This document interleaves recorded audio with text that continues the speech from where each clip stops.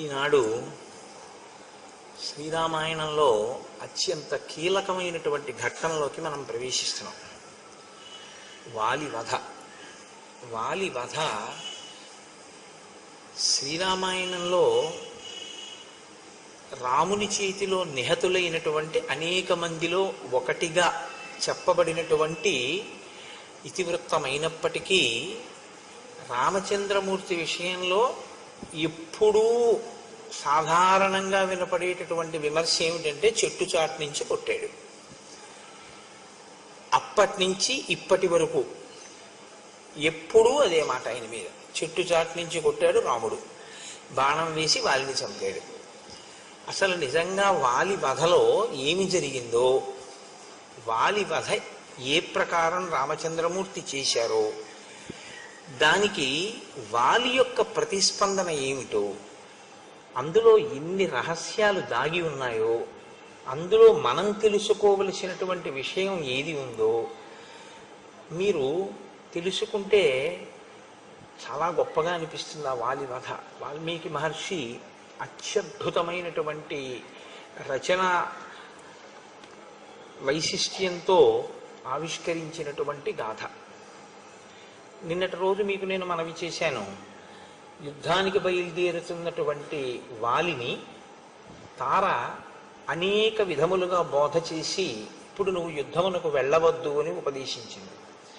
ఎంత సలహా చెప్పినా ఆయన తార చెప్పినటువంటి మాటలో ఉన్న సారాన్ని గ్రహించడం కన్నా తాను చేసుకున్న నిర్ణయానికి కట్టుబడి ఉండడానికి ఇష్టపడతాడు. నిన్నటి రోజున నేను మీకు రామాయణంలో కనపడే దాంపత్యాల గురించి కూడా కించిత్ స్పృశించి చూపించాను. కాబట్టి ఇప్పుడు ఆయన అంటున్నాడు, నా మీద యుద్ధం చేయడం కోసమని నా తోడ పుట్టినటువంటి వాడు, నాకు తమ్ముడు అయినటువంటి సుగ్రీవుడు కిష్కింధానగర ప్రవేశం చేసి అంత మహానాదం చేసి నన్ను యుద్ధానికి రమ్మని పిలుస్తున్నాడు. నేను చేతకాని వాళ్ళే ఉండిపోవడం నాకు ఇష్టం లేదు. ఇప్పుడే వాణ్ణి నేను అంత శిక్షించి పంపించాను, అయినా తెంపరితనంతో మళ్ళీ వచ్చి మహానాదం చేసి నన్ను యుద్ధానికి పిలుస్తున్నాడు. నువ్వు రాముని యొక్క ఔన్నత్యాన్ని నాతో చెప్పావు, చెప్పి అంత గొప్పవాడైనటువంటి రాముడితో వాలికి స్నేహం ఏర్పడింది కనుక నేను యుద్ధానికి వెళ్ళడం మంచిది కాదు అని చెప్తున్నావు. నేను కూడా నీతో ఒక మాట చెప్తాను విను. నచ కార్యో విషాదస్తే రాఘవం ప్రతిమకృతే ధర్మజ్ఞశ్చ కృతజ్ఞశ్చ కథం పాపం కరిష్యతి. అంత ధర్మజ్ఞుడైనటువంటి వాడు, అంత కృతజ్ఞుడైనటువంటి వాడు, అటువంటి సత్శీలము కలిగినటువంటి వాడు నా యందు ఏ పాపం ఉందని నన్ను చంపుతాడు? రాముడు నా జోలికి ఎందుకు వస్తాడు? కాబట్టి ఇప్పుడు రాముడు సుగ్రీవుడితో కలిస్తే రాముడు నన్నేదో చేస్తాడన్న భయం నీకెందుకు? రాముడు నన్ను ఏమైనా చెయ్యాలి అంటే నా యందు ఏదైనా అధర్మం ఉండాలి, నా యందు ఏం అధర్మం లేదు. ఇంతకన్నా ఘోరమైనటువంటి ఆత్మవంచన లోకంలో ఇంకోటి ఉండదు.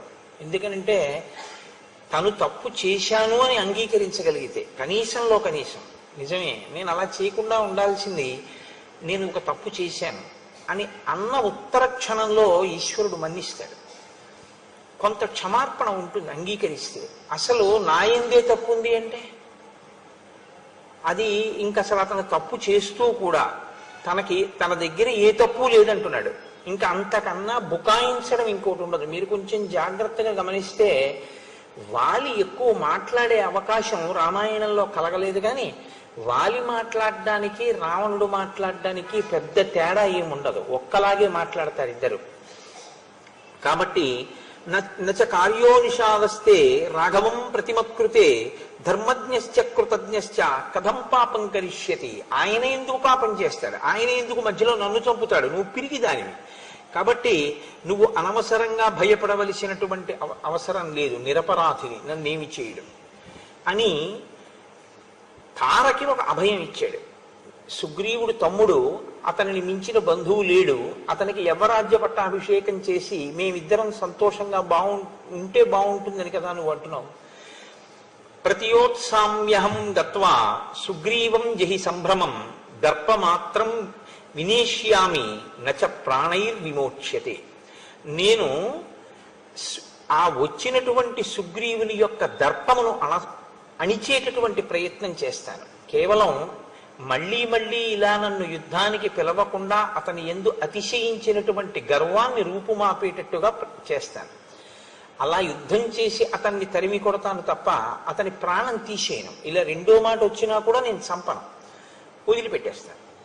అంటే రాముడు నన్నేం చేయడు, కానీ సుగ్రీవుణ్ణి మాత్రం నేను నిగ్రహిస్తాను. నువ్వు ఇంత చెప్పావు కాబట్టి నేను చేసేది ఏమిటంటే సుగ్రీవుణ్ణి చంపనులే, విడిచిపెడతాను. ఈ మాట చెప్పి ఆయన యుద్ధానికి బయలుదేరుతున్నాడు. వద్దు వద్దు అని తార వెంబడిస్తోంది. సరే, ఆయన అన్నాడు, ఇంక నేను యుద్ధ భూమికి బయలుదేరుతున్నాను, అంతఃపుర ప్రాంగణాన్ని దాటేస్తున్నాను, కాబట్టి ఇక నువ్వు నన్ను అనుగమించడానికి వీల్లేదు, నువ్వు నీ చిలికెత్తిలతో కలిసి వెనక్కి వెళ్ళిపో అన్నాడు. ఇక్కడ తార తంతు తారా పరిష్వజ్య వాలినం ప్రియవాదిని చకార రుదతీ మందం దక్షిణాసా ప్రదక్షిణం. కొన్ని చెయ్యకూడని పనులు ఉంటాయి. అవి ఏం చేస్తాయంటే, ప్రత్యేకించి భార్య మిగిలిన వాళ్ళ వైపు నుంచి వచ్చేటటువంటి ఫలితం అంత ఉంటుందా అంటే కొంచెం చెప్పడం కష్టం. కానీ భార్య చేసేటటువంటి పనులు మాత్రం భర్త మీద తప్పకుండా ప్రభావం చూపిస్తాయి. అందుకే భర్త యశస్సుకి, భర్త యొక్క తేజస్సుకి, భర్త యొక్క తపస్సుకి, భర్త యొక్క ఐశ్వర్యానికి, ఆయన వైభవానికి, ఆయన అధికారానికి, అన్నిటికీ కూడా కారణం ఎవరవుతారంటే భార్య అవుతుంది. ఆ ఇంటి లక్ష్మి ఆవిడ చెయ్యనిది ఆయన యందు పూర్ణంగా ప్రకాశించదు. ఆయన ఎంతో పొందవలసిన వాడు కొంతే పొందుతాడు, ఎందుకంటే ఆవిడ వైపు నుంచి ఉపాసన లేదు. అందుకే మీరు లలితా సహస్రనామ స్తోత్రంలో ఒక నామం వినుంటారు, పులోమజార్చిత అని. అమ్మవారి నామాల్లో ఒక నామం పులోమజార్చిత అంటే శచీదేవి. శచీదేవి ఎప్పుడూ అమ్మవారిని పూజిస్తూ ఉంటుంది. శచీదేవి అమ్మవారిని పూజించింది కాబట్టి ఫలితం ఏమిటి? ఇంద్రుడు స్వర్గలోకాధిపత్యాన్ని పొంది ఉంటాడు. భర్త ఐశ్వర్యం, భర్త విజయం, భర్త యొక్క గౌరవం, భర్త యొక్క కీర్తి దేని మీద ఆధారపడి ఉంటాయి అంటే భార్య ఉపాసన మీద ఆధారపడతాయి. రెండు, భార్య చెయ్యకూడని పని కానీ, భార్య ప్రవర్తించకూడని విధంగా ప్రవర్తించడం కానీ చేస్తే అది కూడా ఫలితాన్ని ఇస్తుంది. కళ్ళ నీళ్లు పెట్టుకోకూడనటువంటి సందర్భంలో కళ్ళ నీళ్లు పెట్టుకుంటూ ఉండడం, అస్తమానం ఏడుస్తూ ఉండడం, అయిందానికి కాందానికి అసంతృప్తితో రగులుతూ ఉండడం, ఇది భర్త యొక్క ఉన్నతికి హేతువులు కావు, ప్రమాదకరమైనటువంటి చేష్టితములు. ఆమె అందరి యందు ప్రేమ కలిగినది తార. ఎందుచేతనంటే మహర్షి ఆ విషయాన్ని ఈ సర్గలో ఒక దక్షిణ అంటారు. దక్షిణ అంటే అందరి యందు ప్రేమ కలిగింది. అందుకే ఆమె ఒక్క వాలి గురించి ఆలోచించలేదు, సుగ్రీవుడి గురించి కూడా ఆలోచించింది, రాముడి గురించి కూడా ఆలోచించింది, అంగదుడి గురించి ఆలోచించింది. ఇన్ని ఆలోచించినటువంటి తార చెయ్యకూడని ఒక పని ఉద్వేగంతో చేసింది. ఏం చేసింది అంటే మహర్షి యొక్క గొప్పతనం అదే. రామాయణ రచనలో తంతు తారా పరిష్వజ్య వాలినం ప్రియవాదిని, ఆ వాలిని గట్టిగా కౌగిలించుకుంది.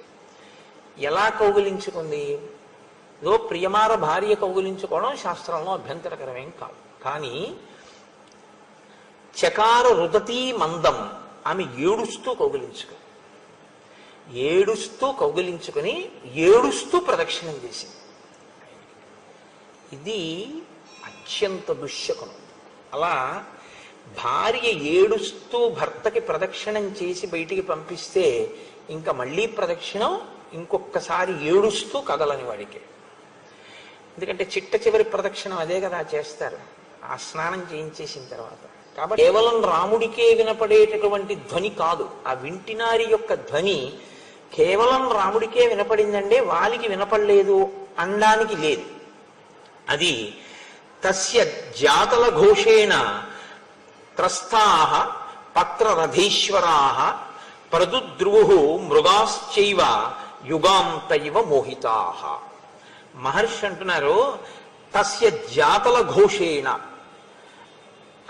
ఆ వింటి నారికి టంకారము చేసి ఆ బాణమును తొడిగినప్పుడు వచ్చినటువంటి ధ్వని ఏదైతే ఉందో అది యుగాంతమునందు ప్రళయం చేసేటప్పుడు హరుడు రుద్రుడు చేసేటటువంటి శబ్దము ఎలా ఉంటుందో అటువంటి శబ్దము.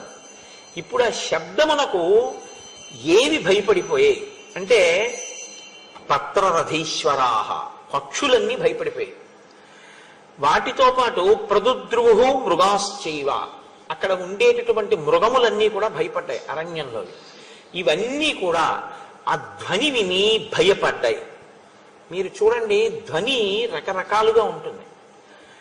తెలిసో తెలియకో గంట మోగిందనుకోండి, దేవతలు వస్తున్నారని గుర్తు. వాలి సంహారం చెప్పేటప్పుడు అనుకోకుండా ఘంటానాదం వినపడింది అంటే ప్రధాన ఘట్టం కాబట్టి రామచంద్రమూర్తి వచ్చి నిలబడ్డారు అని గుర్తు అనమాట. అది కాకతాళీయంగా అనుకోకుండా అలాంటివి జరుగుతాయి. ఆ ఘంటానాదం వినపడింది అంటే దేవతలు వచ్చి నిలబడిపోయారు అని గుర్తు అక్కడ. అందుకే కురు ఘంటానాదం, ఆ ఘంటానాదం చేస్తే తప్ప దేవతలు రారు. శంఖాన్ని మ్రోగిస్తే విజయం వస్తుంది, బిందెలు మోగిస్తే పితృదేవతలు వస్తారు. కంచాలు కొడితే, కంచాన్ని కొట్టినా కూడా పితృదేవతలు వస్తారు, పళ్ళాన్ని కొట్టినా కూడా. బిందెలో గ్లాసు పెట్టి అదే పనిగా చప్పుడు చేస్తే దయ్యాలు కూడా వస్తాయి. అందుకే ఆ చప్పుడు చేయకురా అంటారు. కాబట్టి ఇప్పుడు ఆ ధ్వని జంతువులకు వినపడింది, పక్షులకు వినపడింది. అది ఏదో ధ్వని అనేవి అవి ఇలా ఇలా చూడలేదు. ఏమిటి ధ్వని అని ఒకసారి తలెత్తి చూస్తాయి. అవి అలా చూడలేదు. ఎక్కడివక్కడ పక్షులన్నీ ఆకాశంలోకి ఎగిరిపోయి, ఎగిరిపోయో వాటికే తెలియదు ఎగిరిపోయి. జంతువులన్నీ వాటి కంటికి ఎదురుగుండా ఏ దిక్కుంటే ఆ దిక్కుకు పారిపోయి. అంటే అది భయజనకమే. అది ఎవ్వరికీ కూడా సంతోషదాయకమైనటువంటి ధ్వని కాదు, ఏదో ప్రమాదమును స్ఫురింపచేసేటటువంటి ధ్వని. ఇక్కడ మీరు ఒకటి ఆలోచించండి, మరి మృగములు పారిపోయి పక్షులు ఎగిరిపోయేటంత ధ్వని వస్తే ఎంతో దూరంలో లేడు కదండి వాలి సుగ్రీవులు. మరి వాలికి సుగ్రీవుడికి కూడా ఇది వినపడాలి. సుగ్రీవుడికి వినపడితే ఆయన ఆశ్చర్యపోడు. ఎందుకు ఆశ్చర్యపోడు? ఓ రాముడు బాణాన్ని సంధిస్తున్నాడు అనమాట అనుకుంటాడు.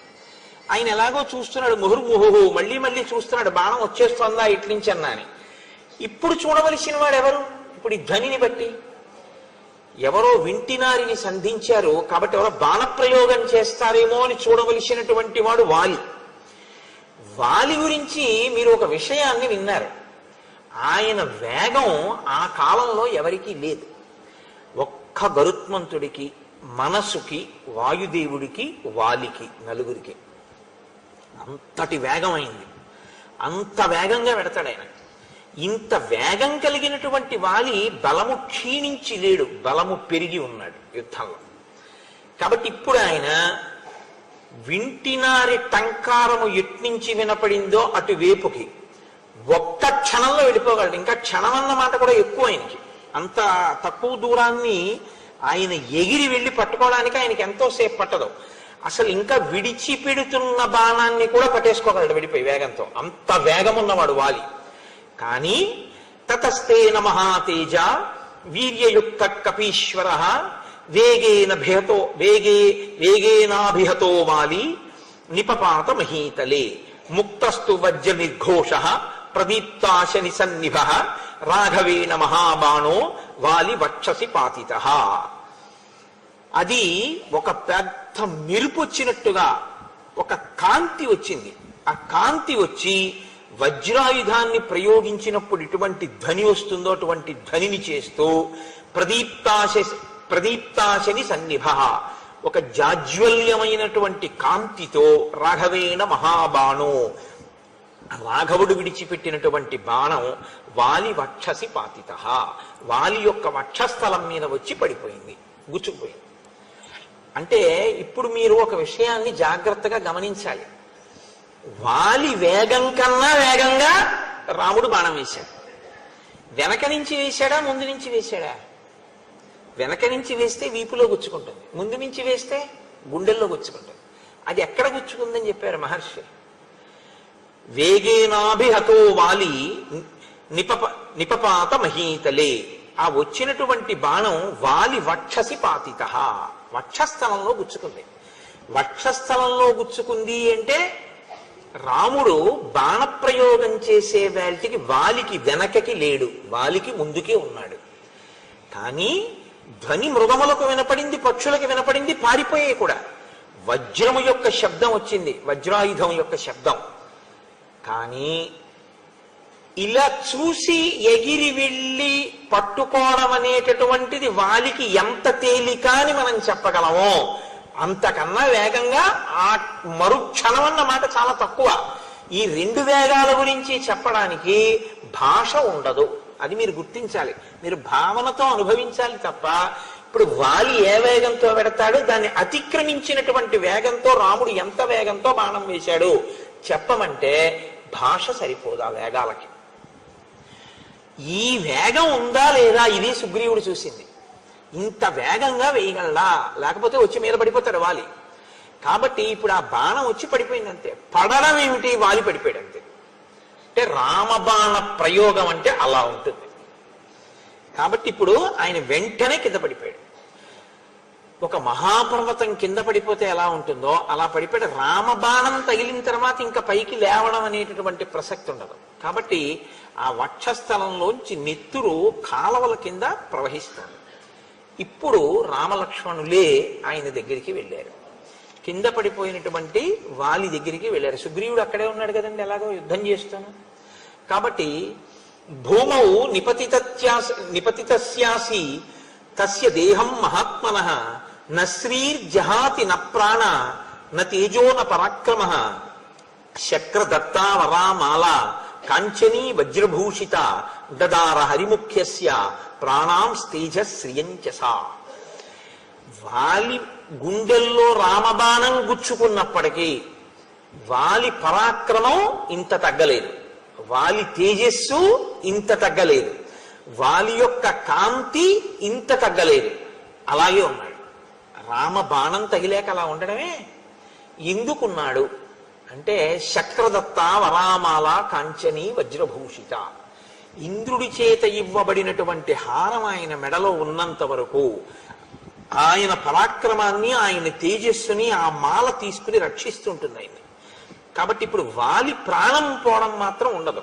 ఆ హారం ఎంతసేపు మెడలో ఉంటుందో అది కాపాడుతుంటుంది. కానీ ఇప్పుడు వాలి ఉండి మరణించిన వాడే. ఎందుకో తెలుసా అండి, బాణంతో లేవలేడు, బాణం తీస్తే బతకడు.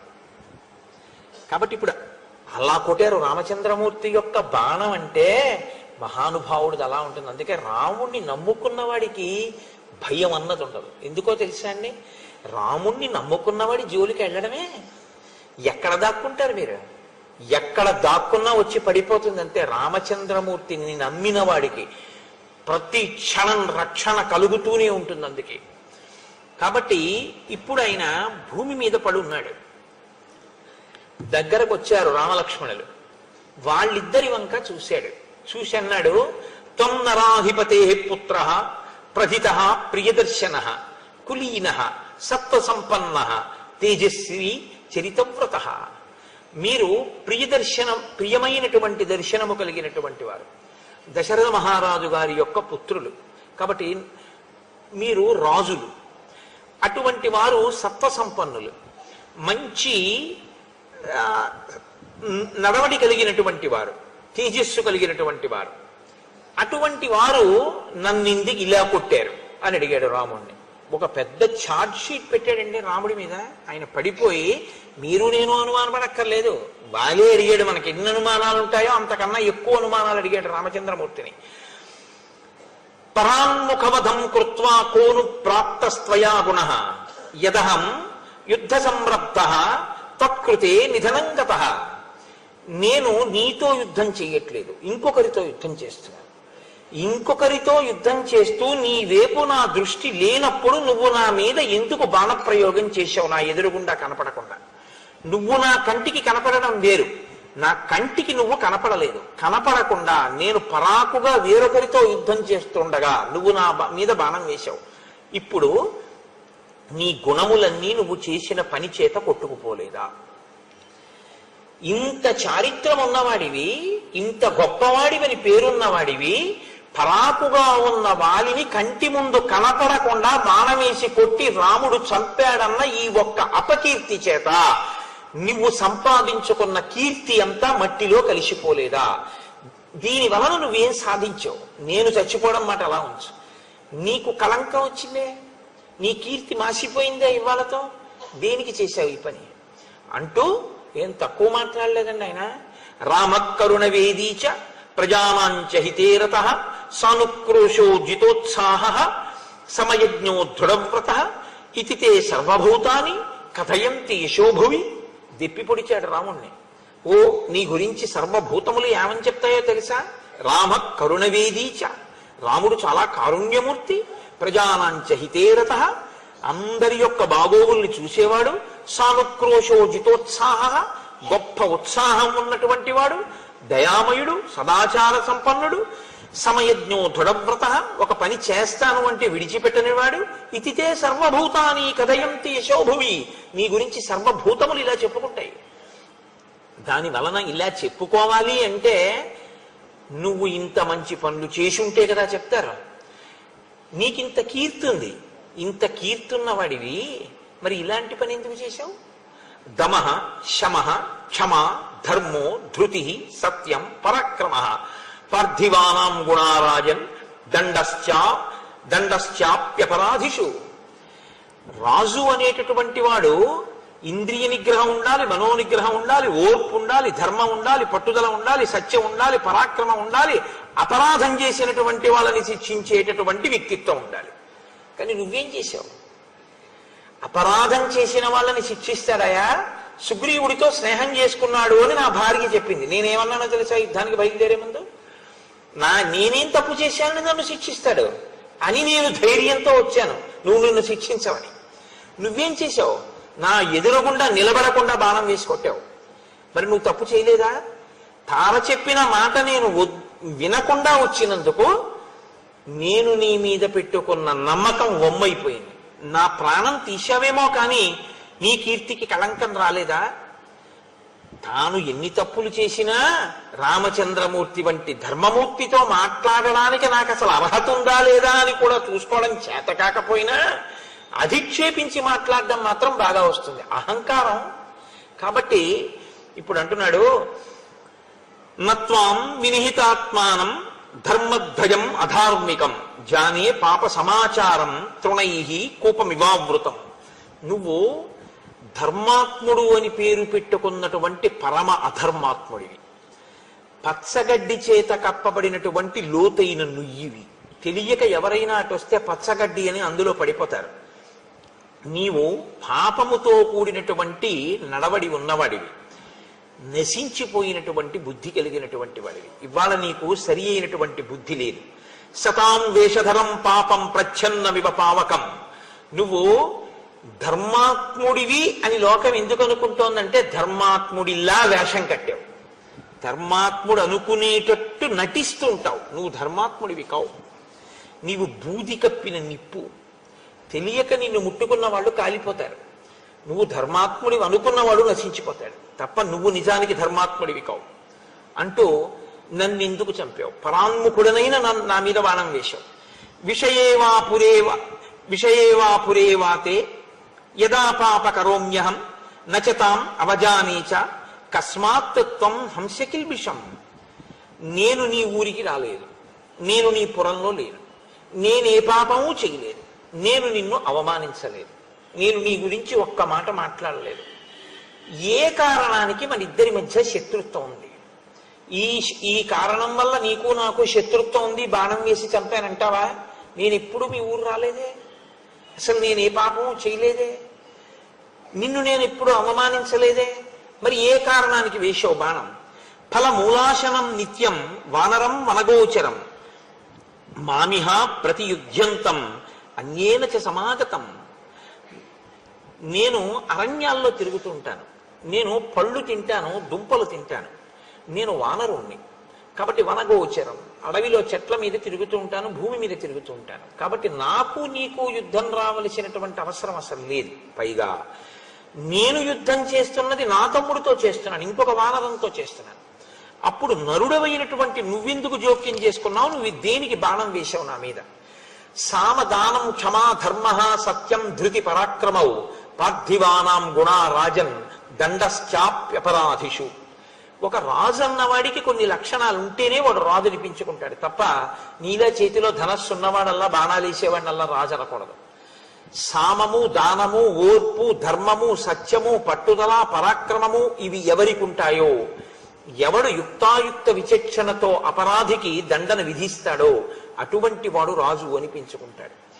సాధారణంగా లోకంలో ఇద్దరి మధ్య శత్రుత్వం రావాలి అంటే, ఒకడు ఇంకొకడిని నిగ్రహించాలి అనుకోవాలి అంటే కొన్ని కారణాలు ఉంటాయి. వాటి వల్ల మాత్రమే ఇద్దరి మధ్య పగలు ఏర్పడతాయి. భూమిర్హిరణ్యం రూపంచ నిగ్రహే కారణానిచ అత్ర కస్తే వనే లోభో మదీయేషు ఫలేషువా. ఒకటి భూమి వలన తగు రావాలి. ఈ భూమి నాదని ఒకడనాలి, కాదు నాదని ఒకడనాలి, అందుకు గొడవ రావాలి.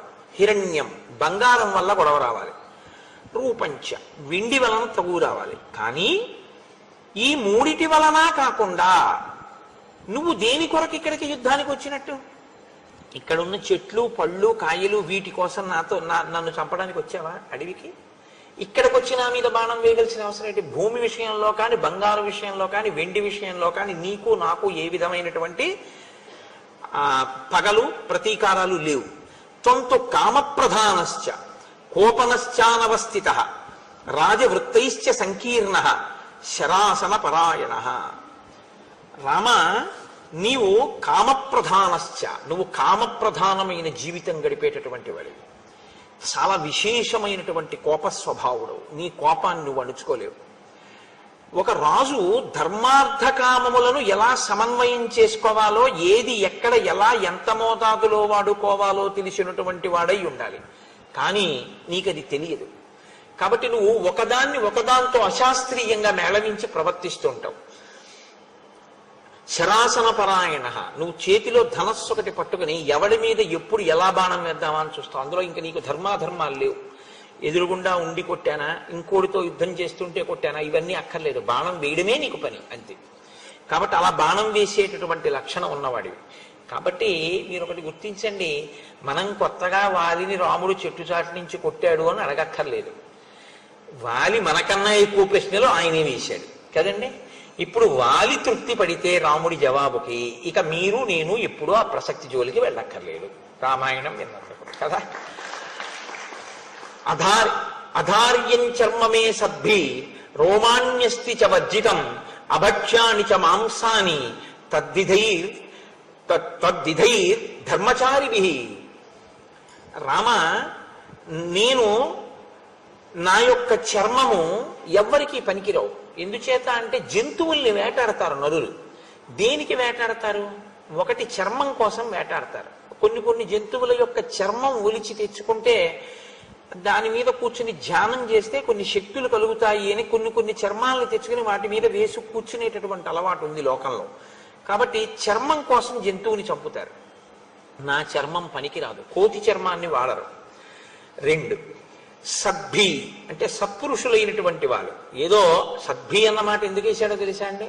అంటే రామచంద్రమూర్తి ఆయన ఉద్దేశంలో దుర్మార్గుడు కాబట్టి నీలాంటి వాడి గురించి మాట్లాడట్లేదు. సత్పురుషులైతే